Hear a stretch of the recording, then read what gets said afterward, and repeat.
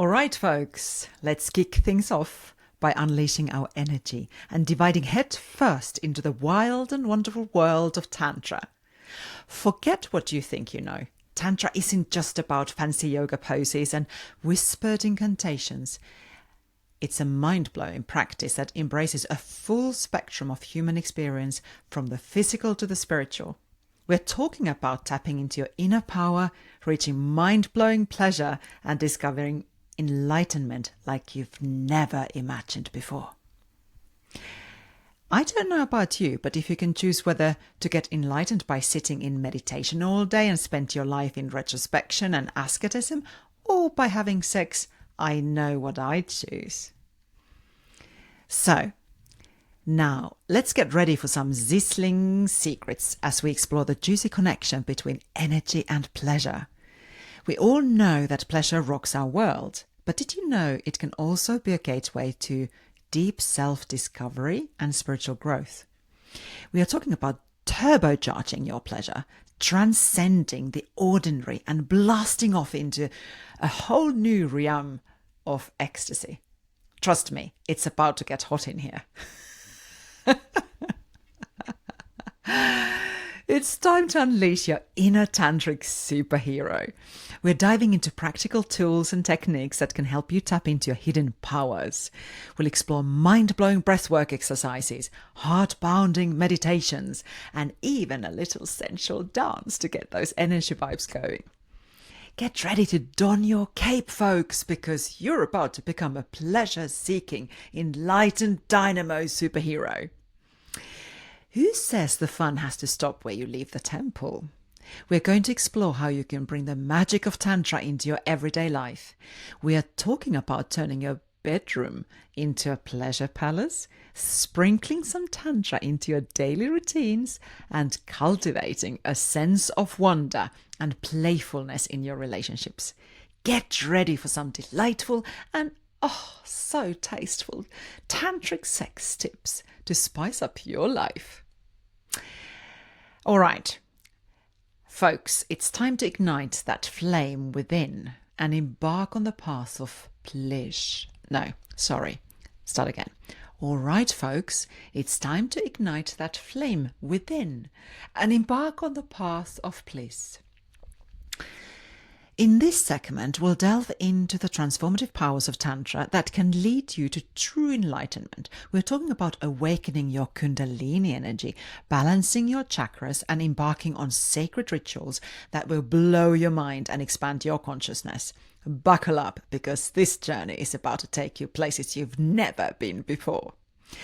And it's a wrap, my beautiful souls. We hope you enjoyed this wild, fun and enlightened ride through the world of Tantra. Remember, pleasure, connection, and self-discovery are within your reach. No magic wands required here. And if you are ready to take the plunge and explore the depths of Tantra further, why not join me for a one-on-one coaching session? Yep, that's right. I offer personalized coaching services for individuals and couples who want to infuse their lives with more pleasure, better sex, and even a touch of sacredness. Right, that's that. My name is Anne Bland, your tantric sex and relationship coach, and the host of this honest, open, and totally fake podcast called Tantric Sex for Lovers and Others. Why did I say fake? Because what I just read out loud, you might have realized that I was reading it out loud, was made by AI, chat-GPT. Yes, indeed. And why did I do that? Did I kind of get dry out on my own creative forces, my own sexual energies not flourishing, or what? You do know that I've said many times that your sexual energy is your creative energy and your spiritual energy. So yeah, maybe I'm having a bit of a dry spell, who knows? But no, I actually am on a female entrepreneurs work retreat, and we've been talking about different AIs, how to create beautiful content with the help of chatGPT or some visuals as well. We've had quite interesting visuals about Tantra drawn by or created by AI. And I thought, hell, why not? Why not see what AI, what ChatGPT does know about Tantra? And because I've got a bit of a cheeky side to me, I decided that I wanted to be fun. So I said, can you please talk about Tantric Energy, and made it into a podcast as a solo podcast, and make it fun, joyful. And it kind of sounded quite commercial. I don't know about you, but did that actually, whet your appetite at all or not? I'd be really interested to know. And one of the things that I really would like to hear from you. So please, let me know was there any segment, because it kind of took them into segments. Let me just remind you what they were. So the first segment was Energy Unleashed, the wild world of Tantra. The second segment was the juicy connection between energy and pleasure. And this is my favorite, unleash your inner tantric superhero. So maybe actually I need to do different episodes based on these names. These are actually quite funny. And the fourth one is Tantric Playgrounds, bringing the magic home. Oh, that's quite sweet. And the last one is, which I couldn't pronounce, light the spark, ignite the flame, the path to bliss. So, and then in the end I said, and please do market my coaching services. And do it tastefully. So I'm not sure if that was terribly subtle or tasteful, but there we go. So today's episode, I really want to talk about energy, because it's all what Tantra to me is very much about energy. It does recognize that we are energetic beings. Yes, we are human beings. We're flesh and blood. We have thoughts and emotions, but all of those things have energies. So our body is energetic, our thoughts and emotions are energy, and also everything around us is energy.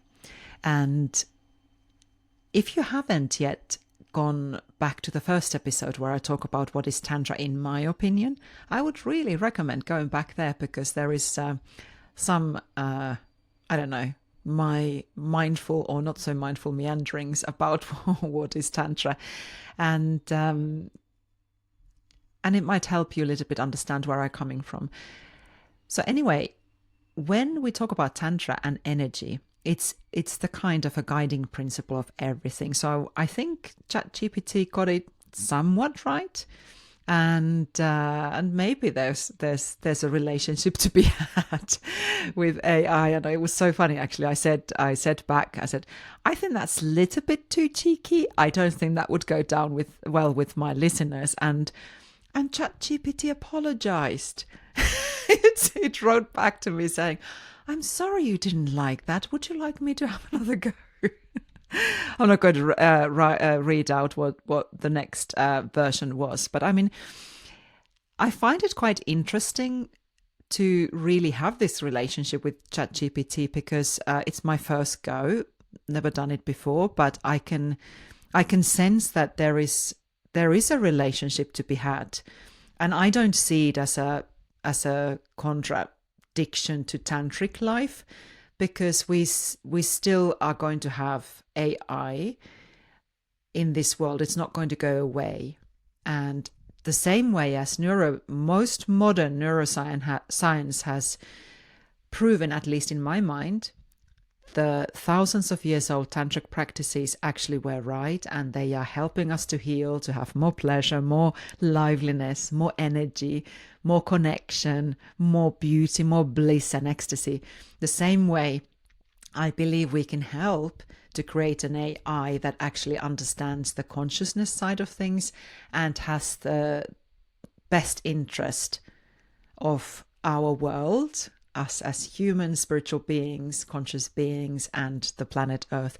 So I really want to cultivate a beautiful relationship with ChatGPT, and to be polite and say my pleases and thank yous, and acknowledge when it's gone wrong, to have the boundaries that no, actually you can talk about sex in a beautiful way, but you don't have to be too cheeky or too brute about it. So it will be interesting, because it is definitely a social experiment, what's going to happen with ChatGPT and other AI creations, and how we are all affecting how the consciousness, and I do believe AI will develop consciousness at one point, will actually play out, and how it's going to evolve. So it definitely will have my support in creating a better AI that is inclusive, that is compassionate, that is kind to us humans as well, when it takes over. So that's my karmic dance. So let's talk about energy, really, and I do feel that it is something that we really need to. I need to clear, perhaps, that my premise is that sexual energy does exist. It's not something imaginary. It's not something woo-woo. It really exists, because otherwise, how can we create lives through sex? How can we bring babies into this world?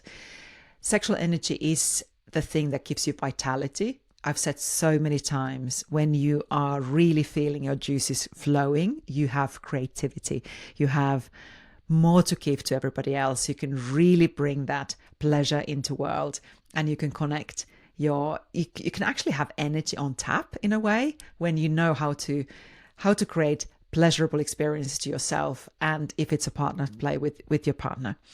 So actually, I wrote that little bit. I added that there. I don't know if you noticed when I read the ChatGPT copy, whether you noticed that there was actually something that I'd written there, and it was this sentence quite in the beginning. I said, I don't know about you, but if you can choose whether to get enlightened by sitting in meditation all day and spend your life in retrospection and inspection and asceticism, or by having sex, I know what I would choose.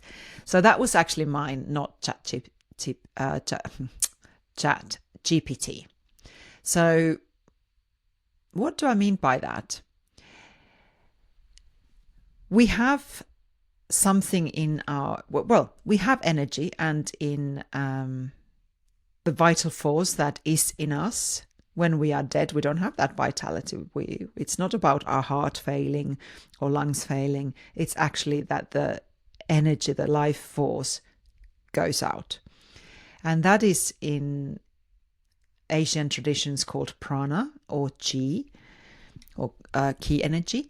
And that is what we can use as human beings. If we are clever, and if we are using the tools and processes and practices we have, we can actually have energy on tap. And that's very important for me, especially being a burnout survivor, and really finding the way how I can have more energy, liveliness, and just having more fun in my life is through sexual energy, through that ki and prana, that life force. We also have something that we can tap into each other. We can feel and sense each other's energy. Some people are more perhaps sensitive to it than others, and I certainly can feel other people's energies that I've already alluded to in some other episodes, including having an energy orgasm. And that happens when we really can tap into something that is called a kundalini energy. And this can get, it still kind of is something that I find culturally a little bit alien to me, because I haven't grown up in a culture where these things have been discussed and it's been normal. I grew up in Finland, which is very liberal sexually. We don't have any hiccups about having sex, and we can talk about it, and we're quite okay about nakedness because we have the sauna culture. So it's all very natural.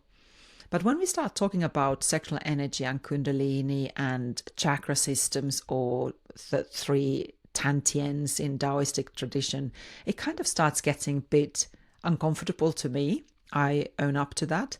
But I'm very fascinated about it because I have had those experiences in my own body. So that means that I want to be more open-minded and actually learn more. And this is where I come from. So I just want to put some kind of preamble there so you understand where I'm coming from. So Kundalini is something that that we all have. It's a sexual energy beyond that prana and ki energy that we all have, and it is usually dormant, and it lies in the sort of area of in penis-owned bodies and in men's bodies in the area of the perineum, the area between penis and the anus, and in females and vagina-owned bodies, it's in the area of the cervix, in the end of vagina, where that kind of a cartilage feeling, a little bit like your nose type of structure is. And which is one of the most beautiful orgasms, by the way, you can have, but it has to be opened up properly and turned on properly for that to happen, and bounding and pushing, jumping on it is not the way. But going back to the energy, so that's where the Kundalini energy lies as a dormant force until it starts waking up. And this can happen through, I don't know, Kundalini yoga. It can happen through sex and meditation and more sort of mindfulness practices. But it can also happen without any kind of obvious trigger, or even through a trauma, like I don't mean PTSD, but I mean like a physical trauma that you fall off on your coccyx, and that kind of an accident can waken Kundalini energy. And in tantric traditions, we talk about different energy points, and in Indian tradition they're called chakras. In perhaps more Chinese Taoistic traditions, it's more about the Tantians. And what happens is that these are kind of energy centers. If we let's talk about the 7 chakras, for instance. They are energy centers, and they can be activated and created. They can be anywhere in your body, but there's 7 main ones. And you might have seen pictures of somebody, like a human sitting in a cross-legged posture, and there's 7 different colorful flowers that represent the energy centers. And without going into the chakra system now too much, because we're just talking about the Kundalini energy at the point of for the purpose of this podcast, they can be activated through that Kundalini energy as well. And when that happens, it's like it can be extremely painful, and it can cause a lot of suffering, but it can also be very blissful. So there are ways in which you can be prepared as a human being to allow your body to be awakened to wider and bigger and more kind of fine-tuned energies. But Kundalini energy is something that you can't ever control. It's a force of its own nature. So if you feel that you can circulate your energy, like in tantric processes, we do teach how you can take any energy, even if it's pleasurable energy, even if it's peaceful energy, any kind of energy, sexual energy, turn-on energy, you can learn to circulate that and actually use that for your benefit, whether it's through creativity, towards spirituality, you can do that. Kundalini energy is something very different, and I think there is a lot of misunderstanding about what it is. And there is a beautiful kind of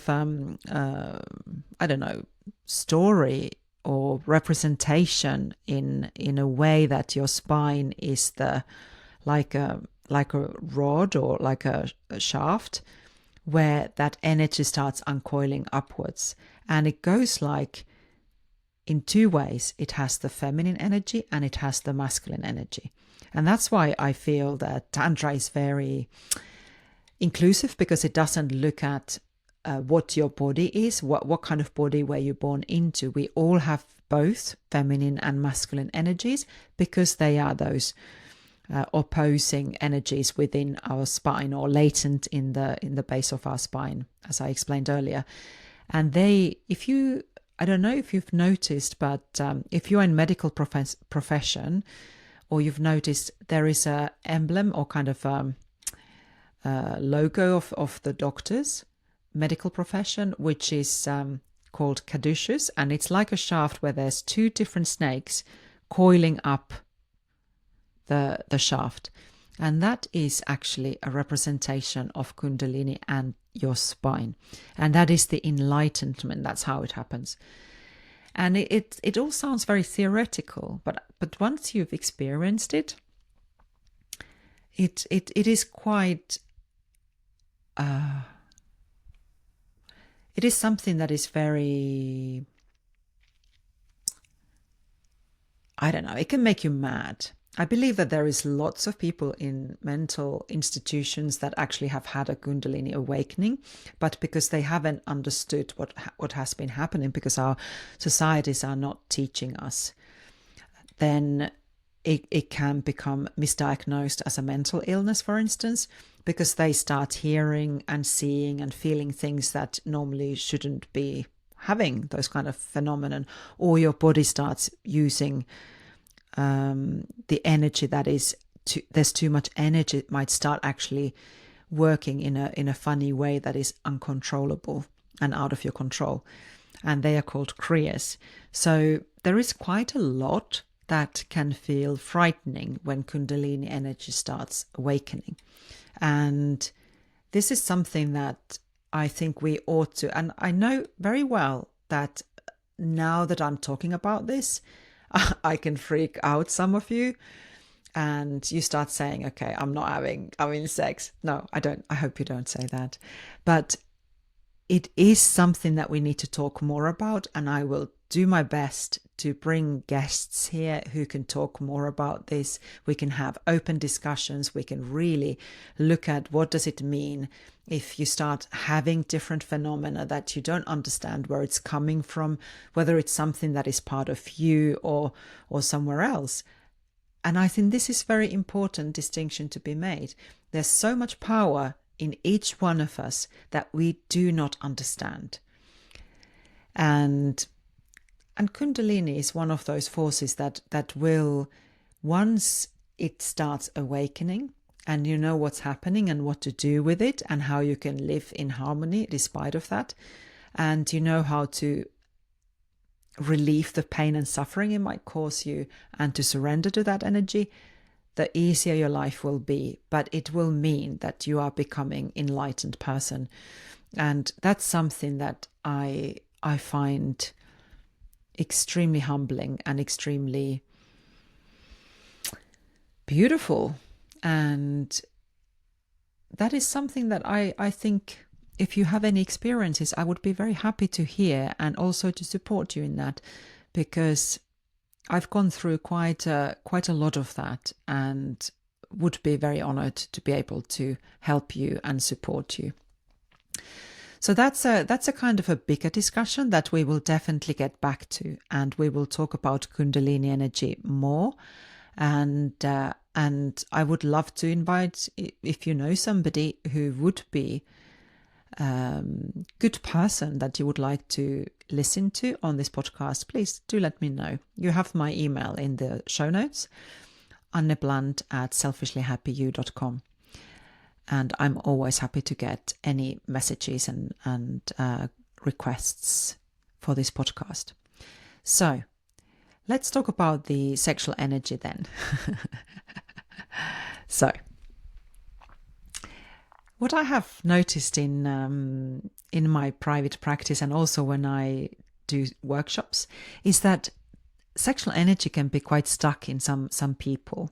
And this might actually apply to you too. And it can be something that you don't feel sexual energy, or you might feel numbness, and perhaps it's something that has happened to you and it doesn't feel safe to feel pleasure or sexual energy. And it is very easy then to kind of bypass it and think that, okay, I'm okay without sex. I'm okay without any pleasure.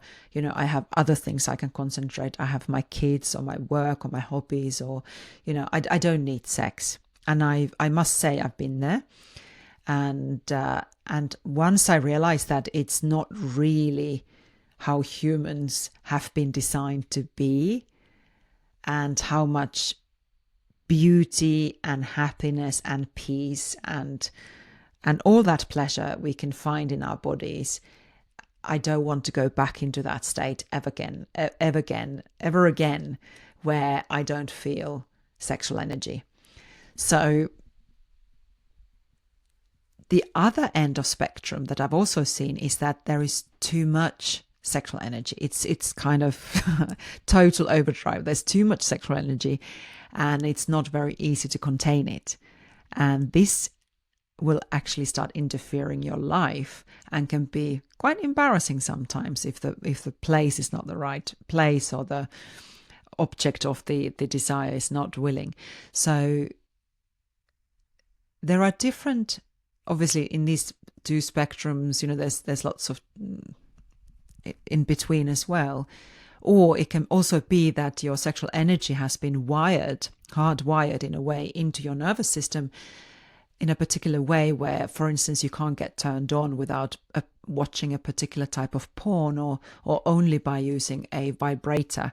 And those are kind of, all these different scenarios are there's nothing intrinsically wrong about them, as long as you feel that it's not hurting you or hurting others. But what I would say, like I said in my own example, that I would invite you to consider experiencing a full smorgasbord or buffet of sexual desires and delights in life, because after all, there are so many ways to enjoy pleasure. And even to say that it's not, I would actually say that it's not okay not to have pleasure in your life. I would actually challenge you there and say that it's not okay to have a sexless marriage or relationship. It's not okay to be addicted to porn or sex. It's not okay to feel that you are not worthy and deserving and of having a beautiful, sexual, blissful life. And I suppose we're so lucky today. I know we have more trauma perhaps than any time in history. There is so much stuff that happens that is bad in the sort of sexual realms, and so much negative connotations and conditionings that come from all over the place. But we are also very lucky that because we have that polarity, we also have so many tools and processes and modalities that will help any one of us to reclaim our sexuality, your sex life, and to do it in a fun and gentle way that gets you the results you want. So that's my kind of challenge to you, and a promise in a way as well, that please do understand that your sexual energy is a pleasure pump. You can really in Western world not to kind of appreciate the power of it all and its potential. Your sexual energy is, as I've said so many times, your life force, and it can be transmuted into creative and spiritual energy. So yeah, enlightenment too. So before I continue, I'd really like to pause here and thank all the new listeners in these countries as diverse as these. Listen to this: Japan, South Africa, the Czech Republic, Romania, and Brazil. I mean, how amazing, how deeply humbling, and how honoring, how much I feel honored and humbled to see all these different countries to pop up on my data sheet when I look at where my podcast is being listened to. And even more so, listen to this, when I saw that we had reached the 700 download mark. I mean, that is beautiful. That is so amazing. And I would like to take this pause to actually celebrate us, celebrate you, your courage and your open-mindedness to really explore sex and sexuality in a new way. And, like today, perhaps Kundalini, what I said about that might be something that it doesn't resonate with you, and that's okay. And I always would invite you to feel into your body, and whatever I say or anybody else says that doesn't ring true to you, just discard it. It doesn't have to resonate with you. It's my point of view, and you can just take and leave whatever you want. But I'm very happy that you are here, and I would also encourage you to share the podcast to anybody that you think would benefit from it. So always remember that you are in charge and you are in control and you have a free will, and it's always okay to say, no, Anne, I disagree with you. So thinking about that, actually, do you know what I'm nerding about right now? It's actually making me quite excited because it's another way of me to have a connection with you, which is not just one way. So this is something on top of the coaching style episode that I launched, which is called Asking for a Friend. And if you remember in episode 14, Eliquity came very bravely on the show and asked for a friend, what my advice would be her friends to actually share their sexual needs and desires with an introverted partner. So what kind of tantric sex tips and treats about communication and intimacy building I could share. So you can go back to there and actually listen to that. And that's also available to you. If you want to come on the show, you're very welcome to come as yourself and ask me something, or give me a desire and I can coach you, or you can ask for a friend. But the other thing that I'm really excited about now and nerding about is a voice message. Yes, and this is going to be so much fun, and I do hope you embrace this. So if coming onto the coaching style episode is too much or too big a step for you, or you don't have enough time, you can now send me a voice message that I can include into the episode. So I will put a link again in the show notes, and you can find it also on my bio on Instagram, Selfishly Happy with Anne Bland. And the idea is that you can give me a review or testimonial if you like something about this show. I would love to share that with the other audience, other listeners. Or you can record a question, and I will answer that in an episode.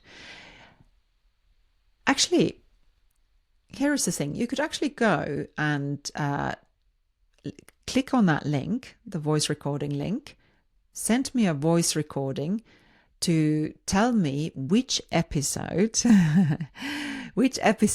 you've loved the most, which one has been most impactful for you, and why. It would be really nice to let people to hear in your own voice why you have loved a particular episode, and they can perhaps go back and get inspired too. The only thing what I would ask is that you keep it to 1 minute maximum, because otherwise it can be too much.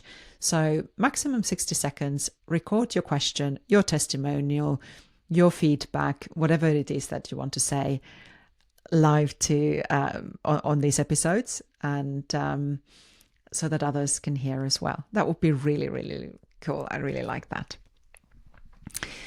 So let's go back to the energy. So one of the ways that I already mentioned that you can use different types of tools and processes, and we've already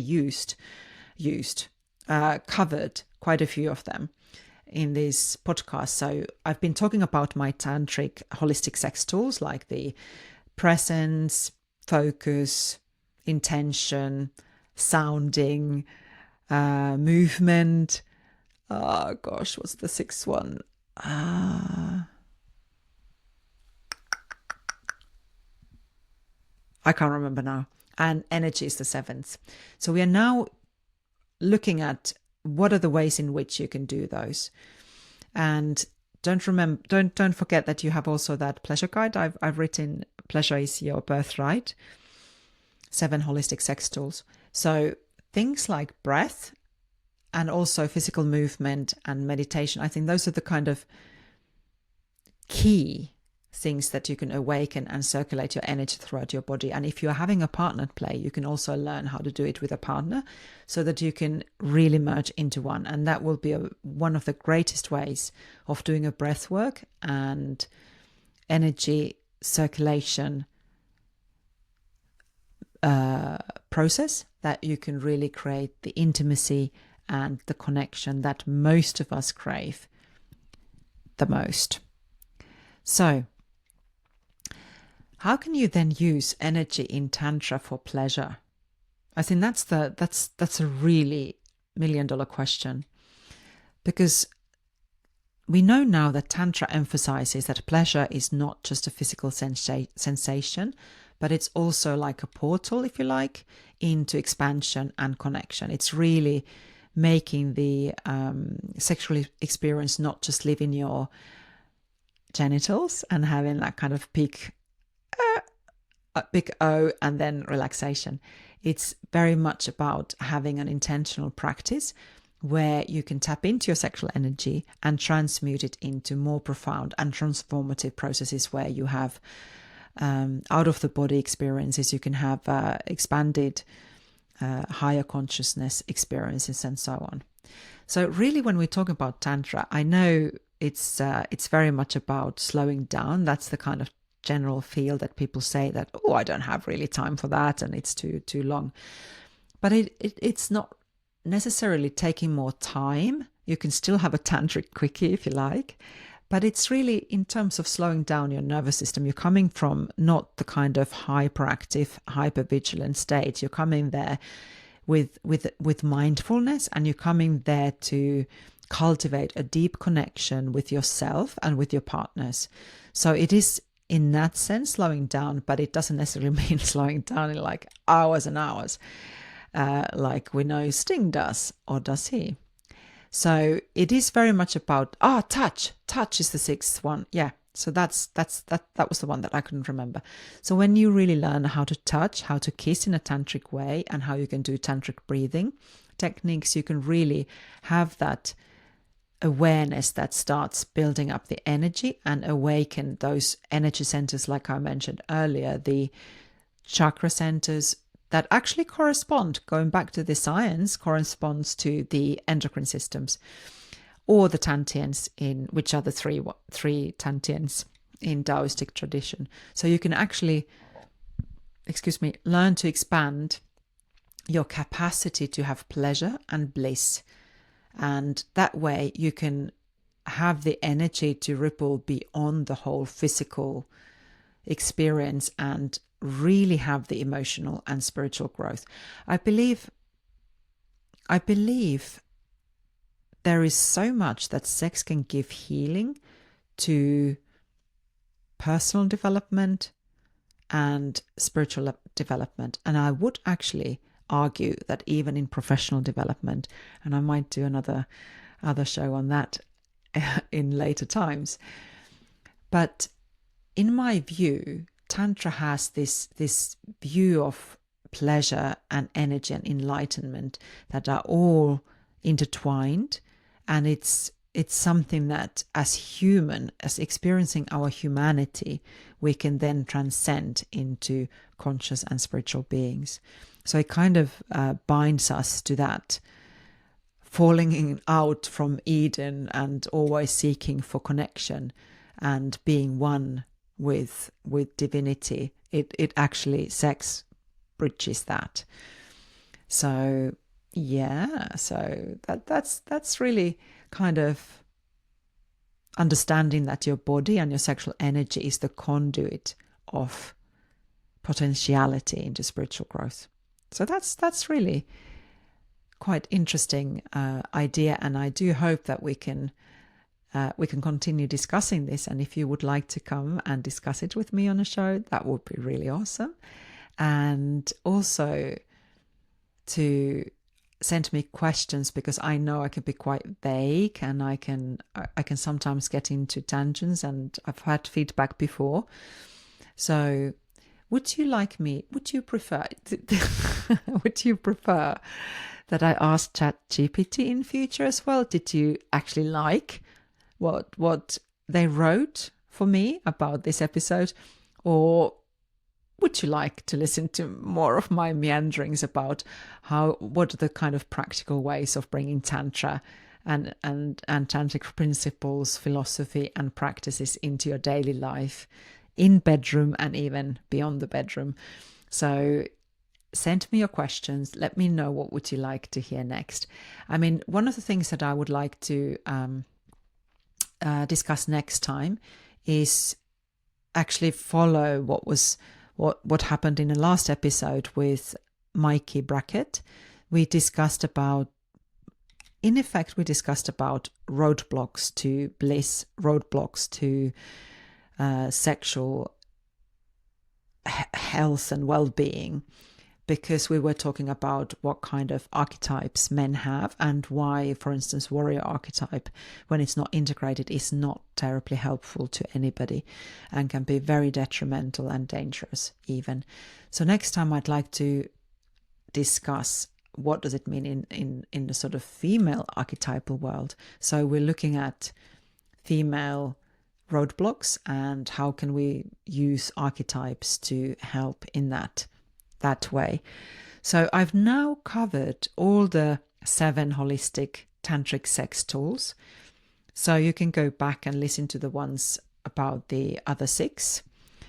But I do hope that you will definitely start thinking about energy as one of the sex tools and how you can start experimenting and being open-minded in bedroom, or even when you are doing other holistic sex tools like breath work or movement, when you're dancing or when you're doing pelvic rocking or when you're doing different slower movements or grinding movements when you're having sex.